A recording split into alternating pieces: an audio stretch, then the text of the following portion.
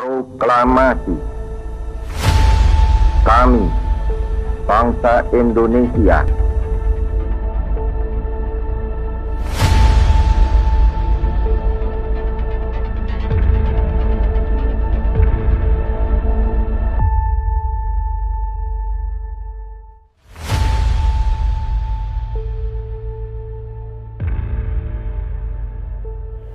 Salam Indonesia. Pasca keruntuhan Jepang, terjadi perbedaan pendapat antara golongan tua dan golongan muda di Indonesia mengenai kapan sih tepatnya waktu untuk proklamasi kemerdekaan Indonesia. Soekarno dan Hatta ini menunggu keputusan dari Jepang, karena pada saat itu terjadi vacuum of power di Indonesia. Golongan tua terkesan belum secepatnya ingin merdeka gitu. Sedangkan di golongan muda, mereka ingin merdeka secepatnya tanpa bantuan Jepang. Kondisi ini mencerminkan adanya perbedaan pendapat antara golongan tua dan golongan muda pada saat itu. Bersama saya, hadir seorang sejarawan yang merupakan kandidat doktor di Murdoch University, Mas Gamal Setia Muhammad. Selamat siang Mas, apa kabarnya? Baik, terima kasih banyak. Oke, terima kasih ya Mas sudah hadir di Jejak Sejarah. Apa sih sebenarnya yang menyebabkan perbedaan antara golongan tua dan golongan muda pada saat itu, Mas? Terima kasih, Manda. Sebenarnya perbedaan pandangan pada masa itu bisa dipahami ya, bahwa bagaimana ada berbagai kelompok di Indonesia pada saat itu ingin mencapai tujuannya, yaitu Indonesia merdeka. Nah, pada saat itu golongan yang disebut golongan tua, Soekarno, Hatta, Ahmad Subarjo itu pada saat itu dekat dengan Jepang. Mereka bekerja untuk Jepang, tapi mereka punya cita-cita sendiri untuk kemerdekaan Indonesia. Nah, di luar itu, yang disebut sebagai golongan muda itu, sebetulnya mereka juga ada untuk bekerja untuk Jepang juga, dan pada saat itu masuk di dalam kursus-kursus yang diadakan oleh Jepang, yang disebut asrama. Ada di asrama Angkatan Baru Indonesia yang ada di Jalan Menteng 31 misalnya, kemudian ada asrama di Jalan Perapatan 10 gitu. Nah, asrama-asrama ini dibentuk oleh Jepang untuk menyatukan visi politik anak-anak muda pada saat itu. Tapi juga kita harus lebih jauh lagi pahami bahwa Soekarno dan Hatta pun juga bisa dikatakan anak-anak muda juga, kalau ada orang berpandangan bahwa 40 tahun itu muda.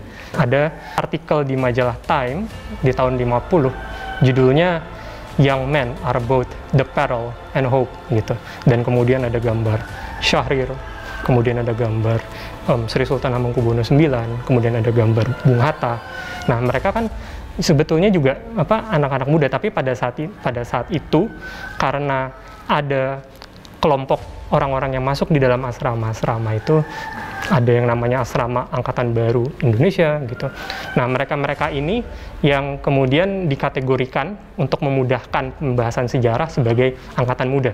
Kemudian ada lagi angkatan yang tua. Pada saat itu seperti Khairul Saleh yang digolongkan masuk ke dalam angkatan muda gitu, meminta untuk lebih cepat lagi menyegerakan, apalagi sudah mendengar ada vacuum of power.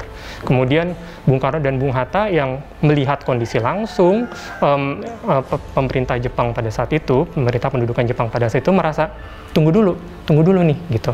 Dan ada sedikit kekhawatiran bahwa ketika nanti mempromosikan kemerdekaan, upaya untuk memerdekakan diri nanti dianggap sebagai sesuatu yang bukan berasal dari rakyat Indonesia yang betul-betul, sehingga perlu ada momentum yang tepat. Tapi lewat diskusi-diskusi mereka, salah satunya adalah diskusi di Rengas Dengklok.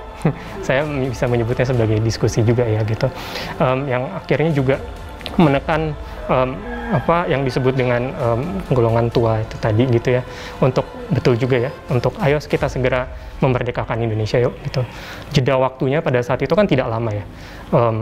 Vacuum of power dimulai pada 8 Desember, kemudian tanggal 17 Agustus akhirnya Soekarno dan Hatta memproklamasikan kemerdekaan. Nah, jadi di sini kita melihat bahwa pandangan-pandangan yang dimunculkan lewat perbedaan-perbedaan posisi gitu ya, dan jaringan-jaringan itu menentukan golongan muda dianggap lebih radikal, mereka dekat dengan Syahrir yang pada masa pembentukan Jepang tidak mau berkolaborasi dengan pemerintah Jepang gitu. Kemudian juga ada Tan Malaka yang kita bisa berdebat apakah dia termasuk golongan tua dan golongan muda termasuk Bung Karno gitu, karena pada saat itu masih berumur, ya lebih tua dari Bung Karno dan Bung Hatta, tapi dia juga ada di belakang golongan muda untuk yang kemudian kita tahu dia punya slogan Merdeka 100%. Saya pikir perlu untuk dipahami bagaimana perbedaan pandangan itu pertama tidak hanya bukan mengenai usia ini ya. Ini bukan usia ini. Tapi ini untuk klasifikasi yang untuk memudahkan narasi gitu ya. Dan kemudian pada saat itu memang ada kelompok yang menyatakan diri pemuda gitu. Ini saya pemuda. Ini dalam konteks sejarah ini memang ada gitu. Para pemuda ini melakukan serangkaian upaya-upaya untuk mempertahankan kemerdekaan dengan cara-cara yang radikal gitu. Nah, ini tidak bisa kita lepaskan dari konteks-konteks itu. Pemuda, kemudian ada golongan tua, itu betul gitu, dan kita mesti melihat bagaimana mereka mewakili pandangan-pandangan yang beragam pada masanya gitu. Dan mungkin untuk konteks ini mungkin saya akan mengaitkannya dengan pada masa sekarang gitu ya. Ketika terjadi perbedaan pandangan, kita punya guidebooknya gitu dalam sejarah. Itu lihat pada saat masa golongan tua dan golongan muda, proklamasi mau membentuk negara seperti apa bisa pada saat itu gitu. Tapi kemudian mereka sepakat ada Soekarno-Hatta gitu. Soekarno-Hatta mau membentuknya seperti apa, bunyi proklamasinya seperti apa, semuanya padu. Oke, wah menarik sekali ya Mas ya. Ternyata kita bisa belajar dari sejarah bahwa untuk mengatasi perbedaan kita harus mencapai sebuah kesepakatan atau konsolidasi untuk mencapai tujuan bersama. Nah, meskipun terjadi perbedaan pendapat antara golongan tua dan golongan muda dalam mencapai kemerdekaan Indonesia, pada nyatanya sejarah membuktikan bahwa mereka mampu untuk mencapai konsolidasi atau kesepakatan bersama. Nah, konsolidasi inilah yang menjadi hal penting dalam menjawab tantangan baik di sekitar era proklamasi maupun masa-masa setelah proklamasi kemerdekaan. Nah, sekian yang sudah kami bahas di episode kali ini. Nantikan jejak sejarah berikutnya.